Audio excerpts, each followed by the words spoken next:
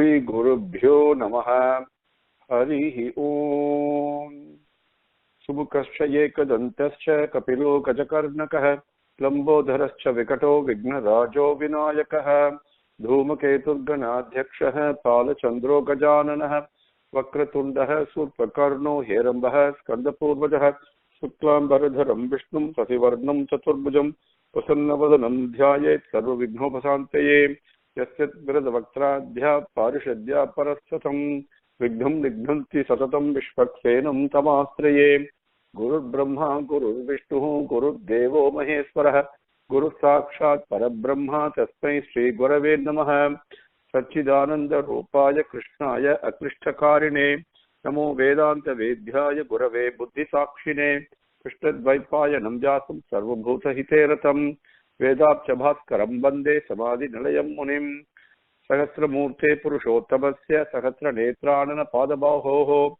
Sahasra Namnam Savanam Pratattam Nirichyate Janma Jaradi Santyai.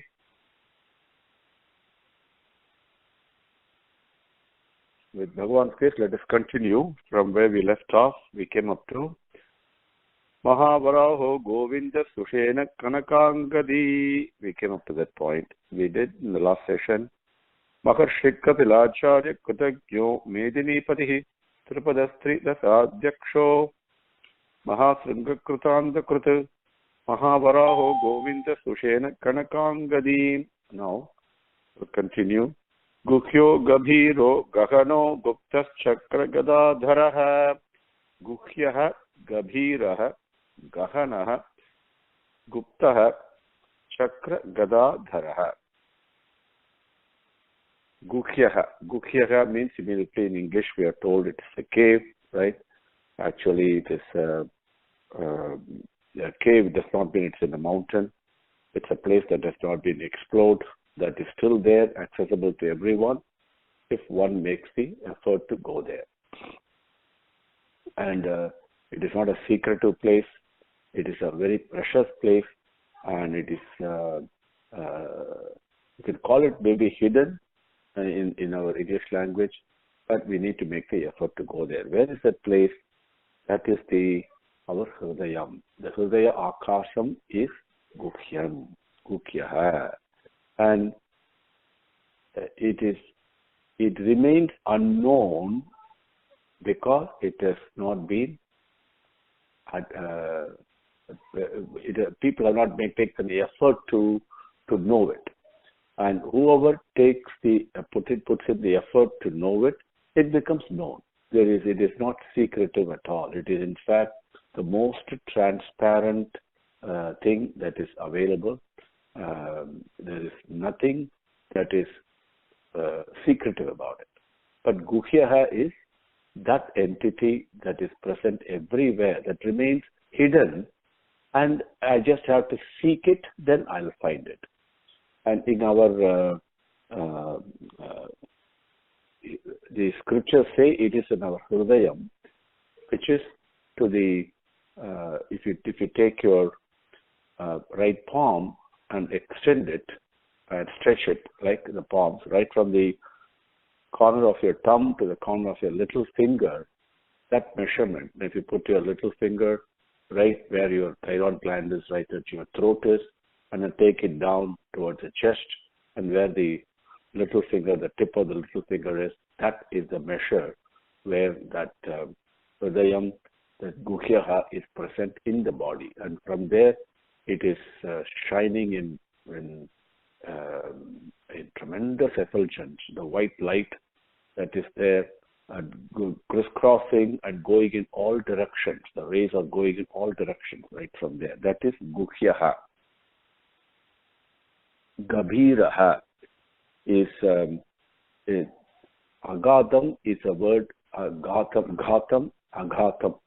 Now, Ghatha is a word in Sanskrit, and that Ghatha means dimension, something that is measurable. Like you put a unit of measure and you measure it. It could be weight, it could be distance, whatever it is. We always try to put a dimension in everything that we measure. Now, Ghatha denotes that. Aghatam means that is non-measurable, beyond putting it, extending it, it's beyond intelligence to be able to understand it. Gabhiraha is aghatam, which means it cannot be measured, immeasurable, because of again, it remains hidden. It's a quality aspect. It's not a quantity thing. Bhagavan is not nothing to do with quantity. He's the essence in all the quantities that we see, right? Even though there may be infinite varieties, infinite hands, infinite legs, infinite faces, infinite mouths, so many things that Upanishad talks about, but it never says Sahasa Hridayam. There is Hridayam is only one, Ekam Eva. Only one, one only, Advitiyam Brahma, that without a second is what this essence is, this Bhagavan is. And that is Prema Eva, selfless love. That is Gabhiraha, is immeasurable, beyond our ability to assign any dimensions to it, any units of measure to it, and whatever gunas I attribute to it, that ascribes to, that pertains to it. But it is beyond that. So that is why it becomes immeasurable. Because it is immeasurable, it is inconceivable, also beyond the ability of the mind as well as the intelligence. It can only be experienced, anubhavam. Only through that it can be tasted. That is gabhiraha, guhyaha. This is the selfless love that each one of us is made up of. Each one of us is actually immersed, and we are swimming in it, we are immersed in it, and we just have to realize it. That's the one that's present within me and outside me. Gahanaha. Gahanaha means something that does not decline. And we look at our Jagrata Avastha, Swapna Avastha, Sushupti Avastha.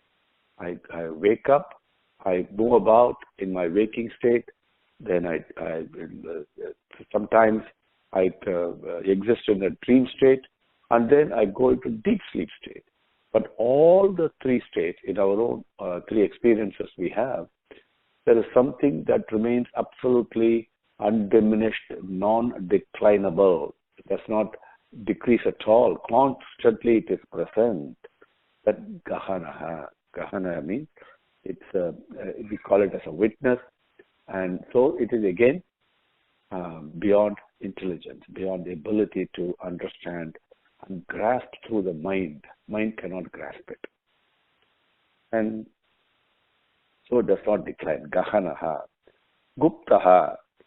Again, Guptaha means Gupta actually indicates an accountant. Okay, we say Chitragupta, we assign. But Gupta means, as Paramacharya explains, denotes an accountancy, to keep account of. That is one. Bhagavan keeps an account of every single thought that I have. Not a single thought of mine can be hidden from him, can run away from him. There's no way. He knows everything. He knows every single thought, every single word I utter, and every single action that I do. And these are recorded not in an account ledger as we think of an accountant, but they are videography. They are pictured. That's why it's called Chitragupta. Everything is captured in videography, right? And so Bhagavan knows. That's the accountant. But also, how is he able to do this? Again, as Sankara Bhagavad Bhattar says, is something that is beyond speech and mind. Hello. Namaskaram. Namaskaram. Can you put hello? Can you press? Do you hear? Yes, please. Yes, please mute yourself. Okay. Thank you. Star and 6. Okay. Star and 6. Do you get strength on the 6 time? Please, star and 6. One more time, please. 3 days. 2 mornings. Okay. Now, at least can you keep 2:30 in the silent? morning, 1:30 in the evening. Can you keep silent, please? 1 plus 1, 3 days. Okay. Okay. No, for 3 days. So totally 9 days. Mrs. Jonica here, can you unmute and talk to her? Okay, please? thanks, Andy. Thanks. Hello, is this Usha Sridhar on the phone? I'm sorry.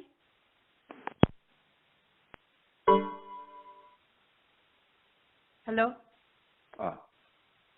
Okay. Hopefully she's gone. Okay.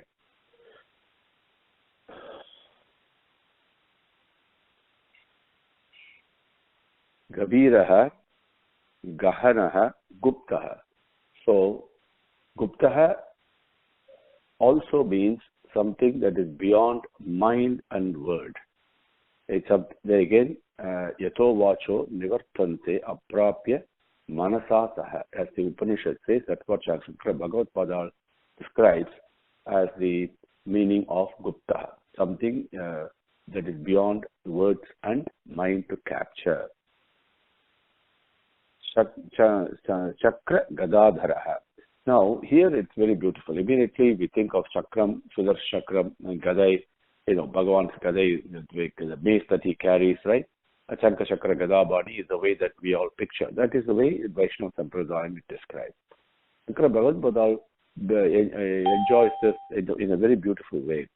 He says the Chakram means something that goes round and round and round, right? And that is our mind, he says. So what is the aspect in our mind that is never stable, but always moving about, everywhere, wherever it wants to go, it can go, right? That aspect, that Chakram aspect of the mind.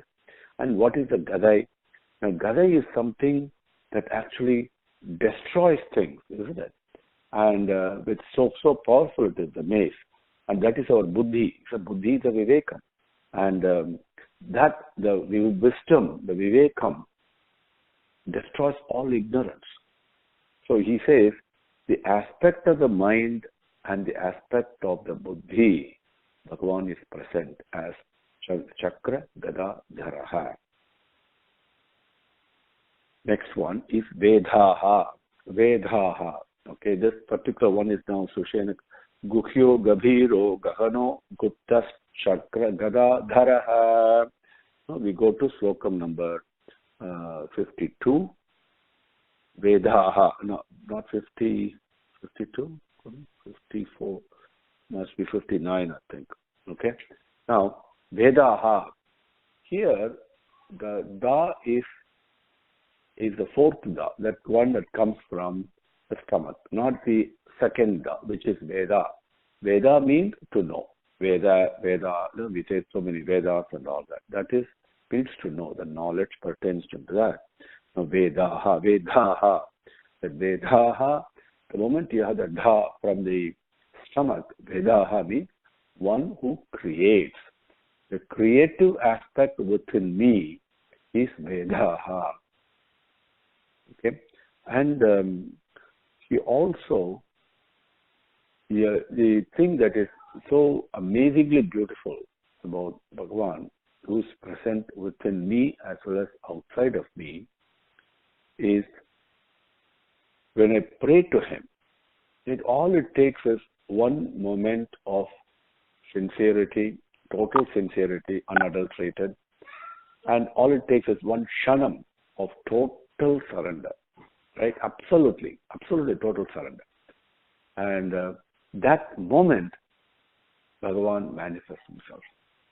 It happens to everyone. Every one of us it happens, okay? There is no partiality. The requirement is totality, absolute sincerity, right?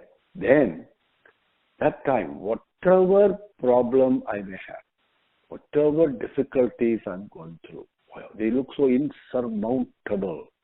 But that Shanam, Bhagavan solves it for me, resolves it, right? How does that happen? That is what we call as Vibhavam.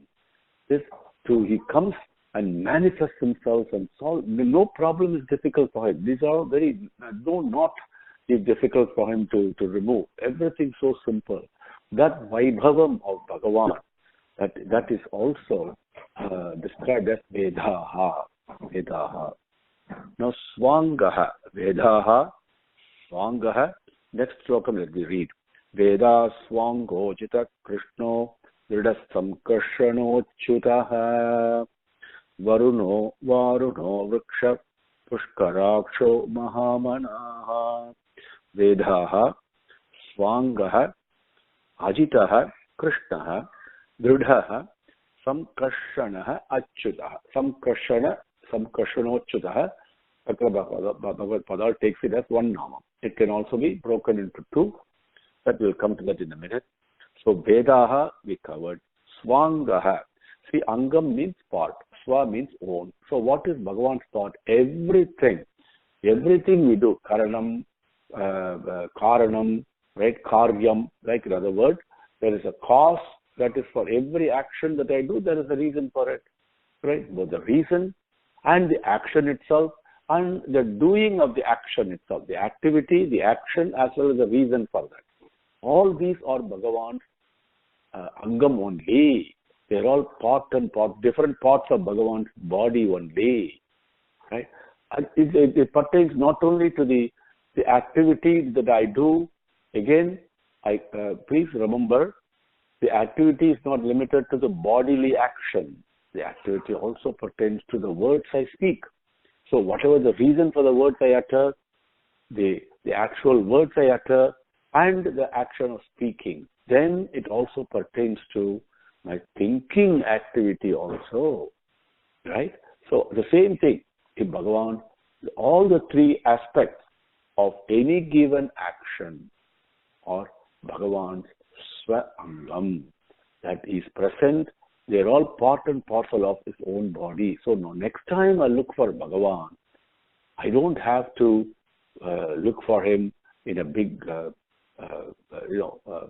cave, as we call it, to spiritual studies and so many sadhanas and all that. No, all I have to do is to turn my mind to any activity I do. The three aspects of the activity. Oh, this is Bhagavan's part of his body, That's all. Why did I come for this class? Why are we studying Sahasranamam? Why? What is the reason for it? Because there is an impulse within me that wants to reach him, to touch him, to embrace him. So this reason that is prompting me is also Bhagavan. And the act of listening, the act of speaking, where is the energy comes from, the power comes from. Like to me, if I put my mind to this kind of inquiry, then I become so close to him, right? Become the proximity. Bhagavan is always very close to me. I become close to him. So Swangaha, everything is Bhagavan's, the part of Bhagavan's body. Swangaha. Ajitaha, as the word describes, you all know the meaning immediately, is Jitaha means to victory, to triumph over. Ajitaha means it's something that you cannot triumph over. Okay? Nobody can, unconquerable, nobody can triumph over Bhagavan. What does this mean, sir? Is Bhagavan present in an unseen, uncognizable manner all the time? Right? We all know that. Even if you take the witness, the Sakshi present within us, the impulse of prema that is pouring out, right? Whatever it is, right? That is present in an experienceable but non-understandable manner. Okay. So I know very well in my own life, somebody gets angry at me, somebody is rude to me. If I'm loving to them sincerely, what happens to that anger? What happens to the rudeness? What happens to the cruelty? The love overpowers that. Nothing can conquer that prema. Nothing. So I know that. But then, Sankara Bhashyam says, Ajitaha also means when this selfless love takes a human form, in a cognizable form, and comes in its full glory, what we call as an avataram. then that avataram is unconquerable. Even though Rama conducted himself as a perfect human being, went through all what we call as human difficulties, the challenges that Rama faced, is something you and I cannot even imagine to face, right? And the challenges that Krishna faced, and what he went through, all the sacrifices he did, right, in his life. But all the things that he did, when avataram come, nobody could conquer or triumph over that. That's ajitaha, because that is a, if you want to call it, that's a quality, that nature, not even a quality, that's a nature of prema, selfless love. Ajitaha, Krishnaha. Now, very interestingly, Krishnaha actually means, very beautifully I'll explain to you. There are 4 different aspects of this meaning that I'll give you. One is, here Sankara Bhashyam takes his Nama Krishna here in this part of Sahasranamam, and because sometimes in the Sahasranamam a few words do get repeated, a few namas get repeated, but each time it gets repeated, it conveys another aspect, a different aspect of the effulgence of Bhagavan who's present. So in Sankara Bhashyam says here Krishna means, it denotes the Krishna Dvaipayana, the Vyasa Bhagavan. You see, Vyasa Bhagavan is also an avataram of Narayana. Then here it says, the Maitreya was taught, Krishna Dvaipaya is a Vyasa. Vyasa means one who does the agricultural activity. Okay, that's what it is. But here Krishna Dvaipana refers to the Vyasa that we are all familiar with. Okay, who was given us the Mahabharatam and the 18 Puranam, and also classified the Vedam in such a way that each one of us, whoever is interested, can at least learn a little bit of it, because it's so difficult to master all of it. So that Krishna Dvaipana Vyasa it's the same as the Jagatishvara Narayana. Know this, okay? And this is what Vishnu Purana says. Okay? So Krishna also means number of other things. As the word Krishna means, even Draupadi was called Krishna. Okay, even Arjuna's name was also Krishna. It's so beautiful. So the Krishna also denotes a dark complexion, a person who is very dark, like almost like pitch black. Then there are 3 other beautiful etymological explanations of the word Krishna, and one is Krishyati ti iti Krishna. Then Karshyati ti iti Krishna. Kushyati ti iti Krishna. So if you take the first one of that, Krishyati ti iti Krishna, that means Krishna is one who does Krishyati. Krishyati means when a farmer goes and does plow, and then he plows the land. So what does he do? He softens the land, isn't it? And then from there, if you put a seed, then the seed grows beautifully. So that is how we all know our food comes. Such an important activity of plowing. So here, what does Bhagavan do? Krishyati. He's the one who's plowing our heart, right? It has become so hard. It has to be softened up, so that the seed, the prema the huge tree of, not only a sapling, but the huge tree of prema can grow out of it. So right now it is extremely hot. So Bhagavan Krishyati, he is the one who's plowing my heart, softening it. Okay? And Karshyati, that is Karshyati, okay? Now, Krishyati, to Krish means to attract. And Bhagavan, everything in our world, the world that I live in, I'm attracted to it. You imagine, I'm attracted to come to this class, I'm attracted to go and buy a car, I'm attracted to go and eat, whatever that I do, right? Right from sunset to even a simplest activity that I do, right? I'm attracted to sleep, if you want to call it another way. Everything, I'm attracted, right? And that element, that essence of that attracting essence in everything that is in creation, everything, there is no exception to that. That essence is Krishna. That is what Rama also we call it. Ramyate iti Ramaha. Same thing as Krishyati iti Krishna. One that we call it in physics we call it gravity. That immediately we can say it's attractive. Or centripetal force, centrifugal force. All these words we give. Magnetic attraction. These are all different words we employ. But the essence is attraction. That essence is Krishyati iti Krishna. Then Kushyati iti Krishna. Kushyati means one who gives happiness, one who gives bliss. Ultimately, it is bliss only. And why am I attracted to everything? Because I seek happiness. One who grants me happiness. If I take a piece of sweet, it tastes sweet, so I feel happy about it, right? Every little thing I do, there is an element of happiness associated with it. That happiness may be momentary. Yes, that happiness always is followed by sadness or misery. Okay, that is also, yes, that is the nature of Jagat. That's the nature of the world. Everything is temporary. But the element of happiness, that not only that I am seeking it, but also that is given to me in this creation, that is Bhagavan is present there. That is Krishna.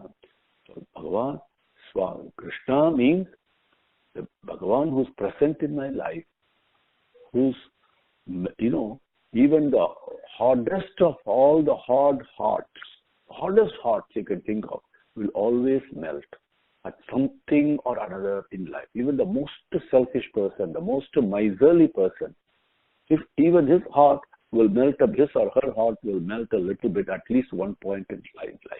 So the heart has to be softened through the various experiences and the interactions and the feelings and the emotions that we go through in life. That softening, Bhagavan is making it happen.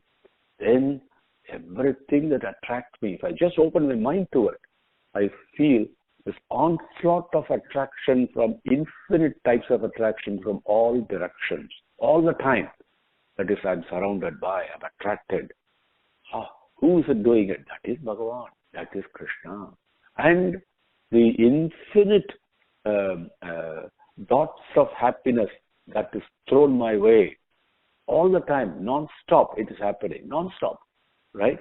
But the thing is, the interesting thing is, as Bhagavan says, Swami says, the pleasure is an interval between two pains. Please remember that. All while I'm enjoying a dosage of happiness in so many ways, it's always accompanied, followed by a dosage of pain also.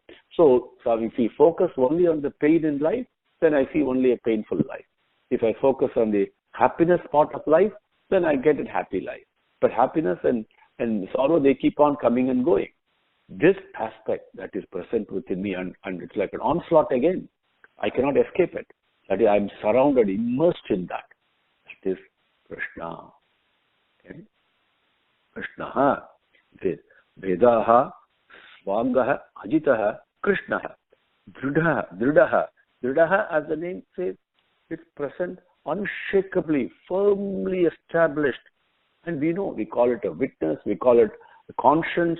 Our conscience is so firmly established, isn't it? I mean, there's nothing I can do to shake it. I may not hear it because I moved away from it. I'm shut my ears to it, but it is still there, unshakable. And that aspect, and same way, in our life, if you look at it, whether most of us may not even realize it, but we all live on the foundation of faith only.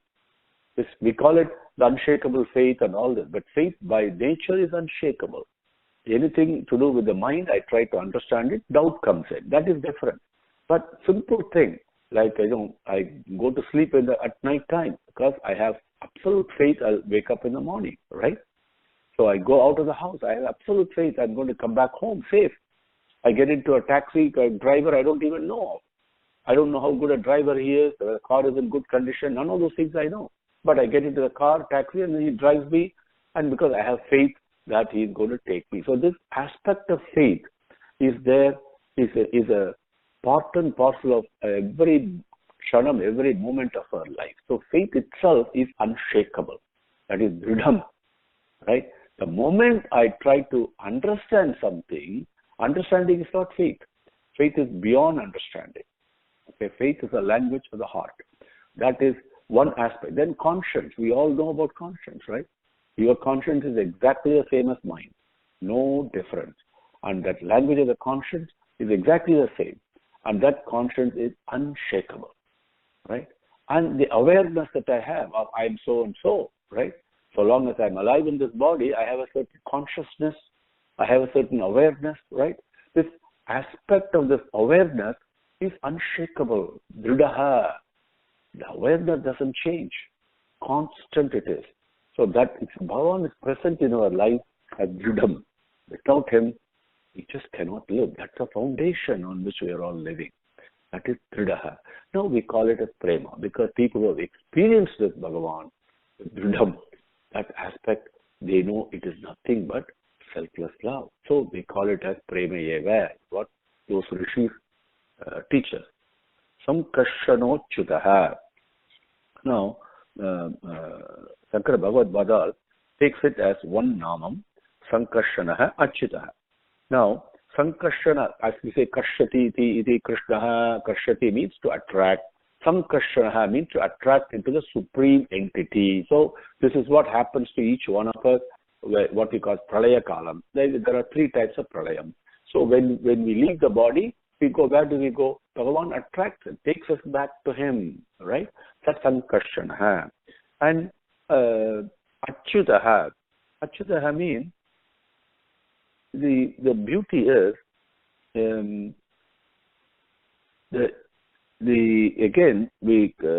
how best Achyutaha is the most dependable. Most dependable is a crude way of describing Bhagavan. Most dependable means what? It never changes. It is always there.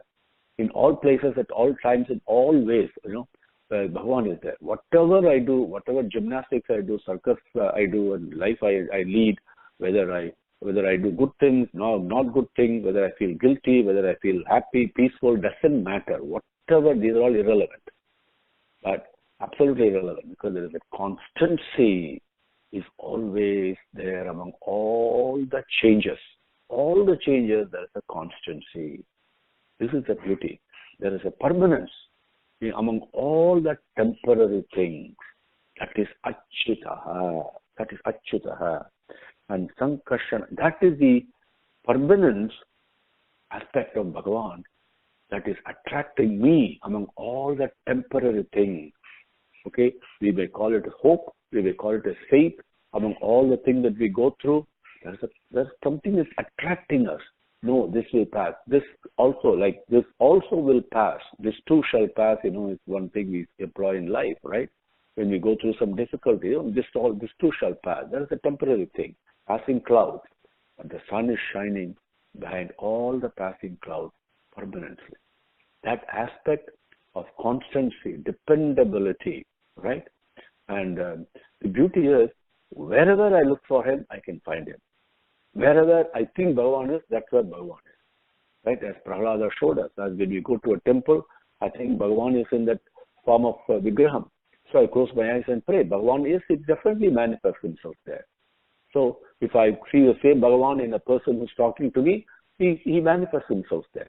So it is my Viswasam, my faith, that establishes him. Wherever I look for, is constant, unchangeable, absolutely dependable, and unshakable. The permanence.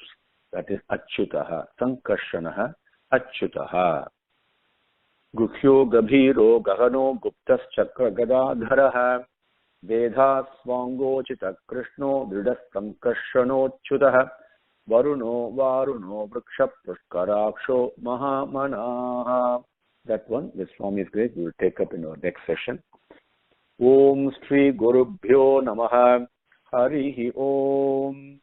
Samastalokaha Sukhino Bhavantu. Samastalokaha Sukhino Bhavantu. Samastalokaha Sukhino Bhavantu. Om Sante Sante Santihi. Harihi Om.